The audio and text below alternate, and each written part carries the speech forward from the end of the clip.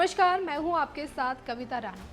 गलवान घाटी में चीन और भारत आमने सामने हैं और इसके साथ ही साथ हिंद महासागर में अमेरिका चीन को सबक सिखाने के लिए धमका रहा है और लग रहा है कि दक्षिण एशिया तीसरे विश्व युद्ध का मैदान बनता जा रहा है। इसके साथ ही साथ भारत और चीन को लेकर काफ़ी कुछ लिखा और पढ़ा भी जा रहा है। कोई कह रहा है कि भारत काफ़ी शक्तिशाली है, तो कोई कह रहा है कि चीन को कम करके आगा नहीं जा सकता। इस बीच अमेरिका के 2 परमाणु वैज्ञानिकों ने अपनी रिपोर्ट से धमाका कर दिया है। रिपोर्ट आफ्टर मिडनाइट में छपी है और इसमें अमेरिका के 2 प्रमुख परमाणु विशेषज्ञों हैंस एम क्रिस्टेंसन और रॉबर्ट एस नॉरिस ने ये बात अपने लेख इंडियन न्यूक्लियर फोर्सेस में लिखी है।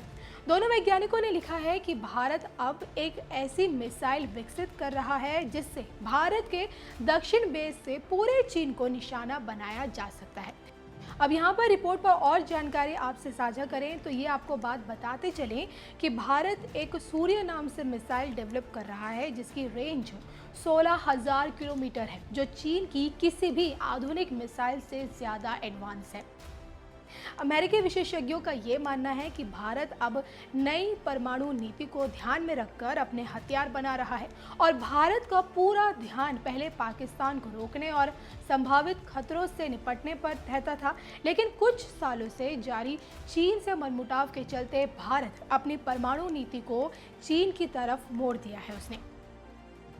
ऐसे में भारत अब चीन के साथ भविष्य में होने वाले रणनीतिक ताल्लुकात पर ज़्यादा जोर दे रहा है और इसी वजह से भारत पर्याप्त प्लूटोनियम इकट्ठा कर रहा है और अगर उसका आकलन किया जाए तो भारत के पास तकरीबन 15,000 करोड़ का प्लूटोनियम भंडार है, जिससे भारत 200 परमाणु हथियार बना सकता है।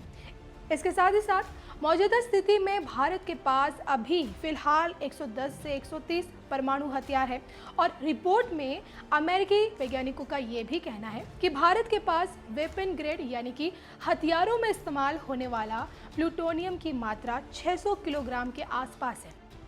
यदि इसकी कीमत का आकलन अब किया जाए तो ये तकरीबन 15,000 करोड़ रुपए के आसपास है और इसके साथ ही साथ 4 नए सिस्टम विकसित कर रहा है।